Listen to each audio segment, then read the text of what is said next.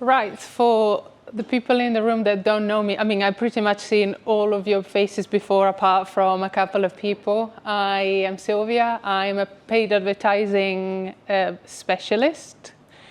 I work full-time in an agency doing PPC, but I also do my freelance work in PPC as well, in management. All other stuff, that book, whatever, doesn't really matter. If you want to connect with me, this is the QR code. But it doesn't really matter because we're here in the same room. So if we want to connect with me, we're going to do it in person. Today, we're going to be talking about Google Ads in particular, but Google Ads specifically for micro businesses. I wanted to just be all on the same page because I'm guessing that the majority of you, if not all of you, know what Google Ads are, but you might not know exactly how it works or the definition of the intricacies of it. So I'm just top level. What I'm going to be talking about is Google Ads. This is the correct definition. So you pay Google. Google puts your ad either on the search results or on the Search Partners Network, which is basically 99% of the internet's websites. You're going to see them in forms of small videos or in banners, those annoying things that pop up or crop up when you're trying to read something, a blog, etc., and you don't want them to be there. In particular for women, those are the shoes pictures that follow you around whenever you're seeing some shoes online, and then that you cannot unsee them. So those are display ads. And when I talk about the way the Google Ads work, really, I could be exchanging it with Bing, so now Microsoft Ads, or Facebook or LinkedIn. So the mechanics of how they work is slightly different. However, you pay these companies to put ads on their websites, and this is a logic that applies to everything. Just in case nobody has seen an ad before, I mean, unlikely, but sometimes I had people that asked me, you told me what it is, but I don't know what it looks like. Shouldn't be the case for this audience, but this is an example of a search ad. Is literally just bid on a keyword, people search for that particular keyword, you show up. So this is text. Now we've got the addition of an image that can or cannot show up. Google decides whether using a picture and adding a picture will increase the likelihood of a person clicking on the ad. We don't decide, Google does, unfortunately. This is what it looks like in the context of mobile. And this is what display ads look like. As you can see, they've got different sizes, different formats. They look different depending on the device. But also, they look different depending on the placement. So if on a website, it's going to be different. On YouTube, in-stream ads, so in the middle of the videos, are going to be different. YouTube on the right-hand side, again, it's another format. So you provide an asset, and Google usually changes it to fit where it's going to appear. So back in the day, we used to have to create every single size and every single format everywhere, and it was a pain in the ass. Now, well, you can still do that if you want to, but Google has made it a little bit easier to do this for us. Now, one important thing that I have to talk about is the context of Google Ads. Paid advertising, it's very tempting to think that paid advertising is a surefire way to get some sales, because if you're paying Google to get traffic on your website, surely a sale is going to come off the back of that. Well, the answer is, unfortunately, no. But you might have already guessed that. Google Ads, you've seen it highlighted there, is just part of the marketing ecosystem. If the website is not set up properly, if the content on the website is not correct, if the tracking is not there, if, in case of B2B, if after an inquiry, the sales process is not made so that the inquiry turns into a sale, Google Ads can do very little. In particular, another way to visualize this is looking around the entire customer journey. Now, these are not all the touch points in the customer journey, just a few. But as you can see, and now I would really like, you see that I've got a pointer there, but when I point it at the screen, nothing happens. Magic. So anyway, ads. Here. So this is where the ads are in the journey. They're not here, they're not here. So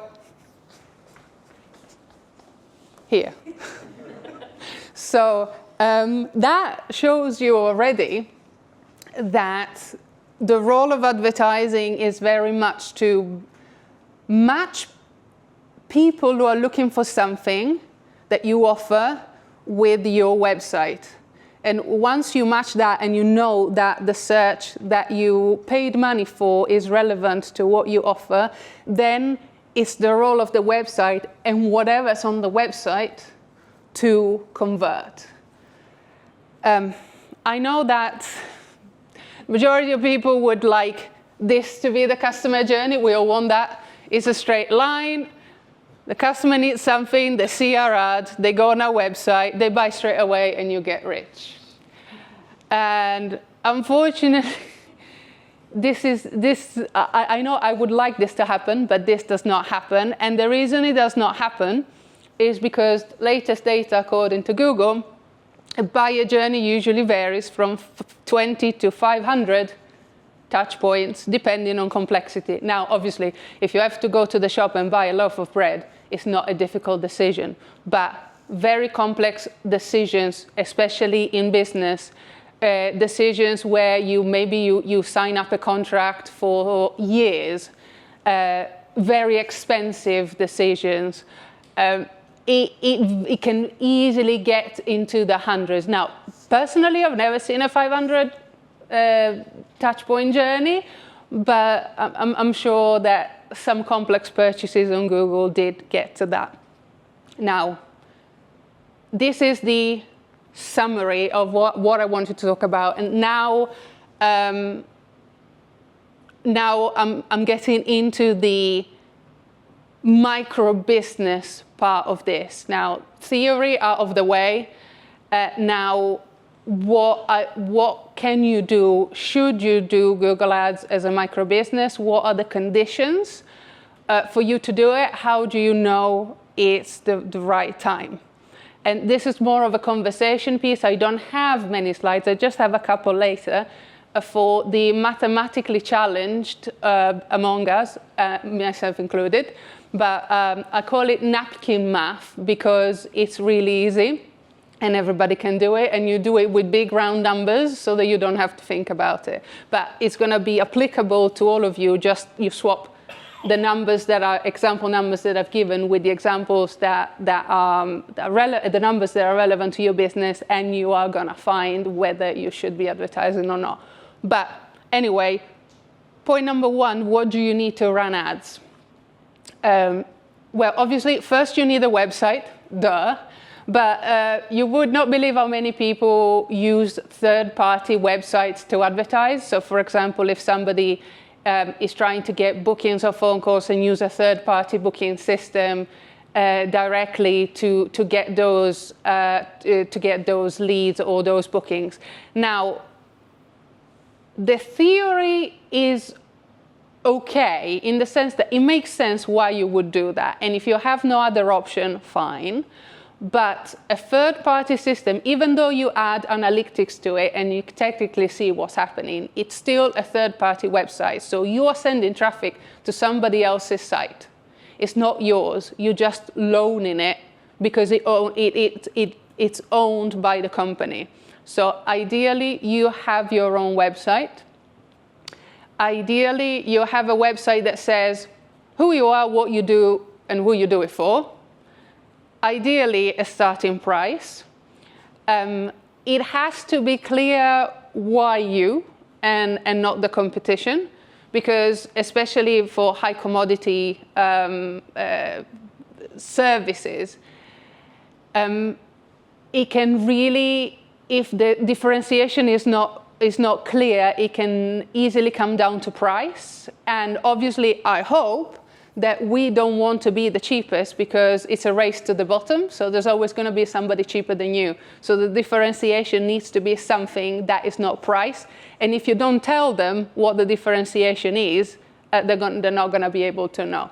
So first of all, your own website, then clear content on the website, ideally a PPC landing page specifically. Because I usually, when I advertise, I find that the business wants to advertise something that doesn't have a specific page as such. So the content might be spread in lots of different places. So if you then put like a landing page together that takes the best parts of different parts of your website, where you might have obviously the service, but then you're going to have the pricing comparison tables, then you're going to have the reviews, then you're going to have the logos of other companies that you worked with, maybe you've got some video testimonials, maybe you've got the FAQs somewhere else. All of these things already exist on the website. They might not be on one page, and that is what you need to give paid advertising the highest chance of converting. Last thing, tracking.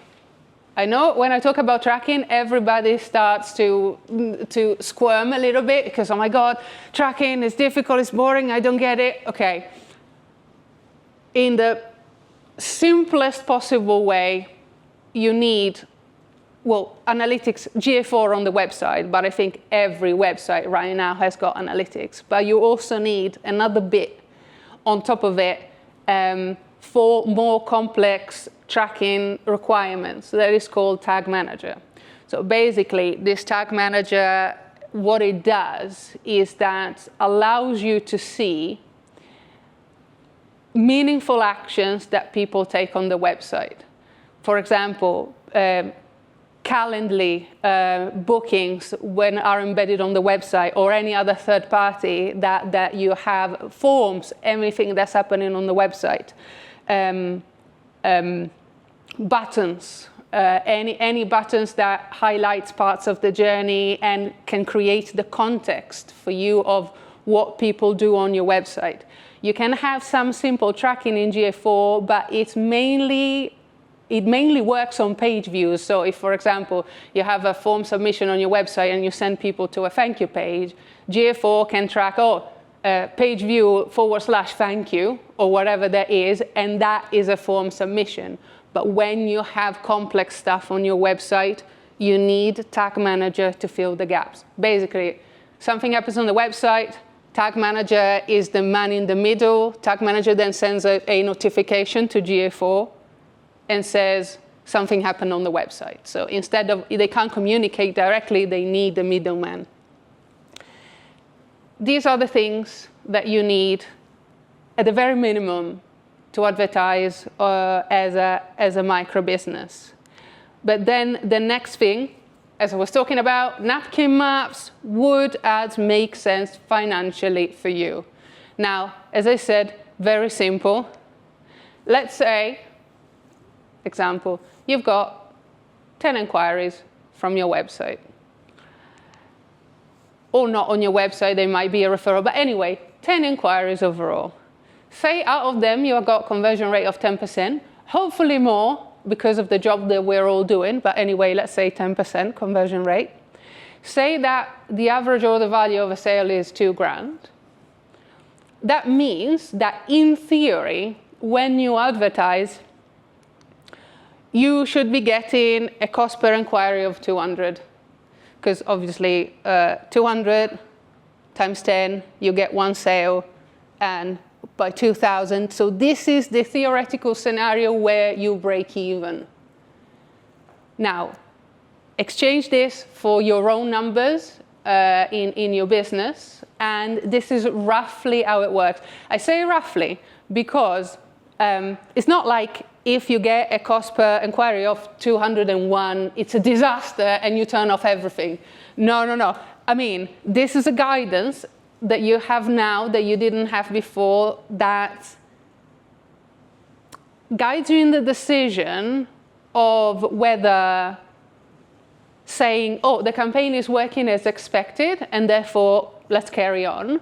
The campaign is not working as expected and therefore we need to do some optimization. Or if you do the optimization and then it still doesn't work, then something else is off and therefore you might be better turning off the advertising and stop spending money because somewhere else in the journey something is not working correctly. Because you might see that the traffic that you get from Google Ads is actually the type of traffic that you want. But if it doesn't convert on site, bearing in mind that 98% of visitors are not ready to convert right now, maybe at some point in the future, but still that 2% should be converting. So if it doesn't, something is up with the website. Now, best way to get started. So the best way to get started if you are looking to run ads as a micro business is think simplicity. I cannot stress enough how many people try to build the most complex account with the most complex campaign with dozens and dozens and dozens of keywords and ads all over the place, 58 different variations, breaking down campaigns with small budgets. So the best way to get started is think about one service, just one service that you want to push. Out of that service, there is a way on Google Ads, it's called the Keyword Planner, to do some keyword research. So you put in the keyword that you're thinking about advertising on, and Google is going to tell you if in your, either nationally or internationally or just in your area, in your county, etc., if you have enough people searching for that. If you have enough people searching for that, just start with that one campaign. You're going to have probably 5, 6, 7 keywords that are all pretty similar. Those are the keywords that you start with. Start with one ad. The ad will have 15 different headlines and 4 different descriptions that you can fill out. Once you make sure that most of the relevant content is on there, on a relatively small budget, and I mean, depending on the industry, you can start with 20 to 25 pounds a day. And every 2 or 3 days, go and check what kind of traffic are you getting from Google Ads. Are the searches in Google Ads relevant to you? If they are, carry on. If they're not, stop and reevaluate what is it that's wrong with it. Because obviously, if the searches are not right, they're going to get to your website, they're not going to find what they're looking for, you have wasted your money anyway. So, and if you then realize, okay, nothing I see here is relevant to me, then that is the point where you either call for help or you have a look at how you can change things up. Usually the keyword planner, like the keyword research that you do, is going to tell you straight away if you're going in the right direction or not. But if not, if in doubt, always, if in doubt, just pause the campaigns. Because I'd rather you stop for 2, 3 days, a week, 2 weeks to reevaluate than then keep spending for that period of time, especially if every penny is important. Because obviously for micro businesses, we're all in that situation where we're maybe just one person and we're doing everything. and you know, we're not super rich, and therefore all the budget, specifically marketing budget, needs to be accounted for. So £25 a day for a month is going to make a difference to your marketing budget. It's not the time of keep spending. This is a prerogative of bigger businesses. Let's just stop and reevaluate. Any questions?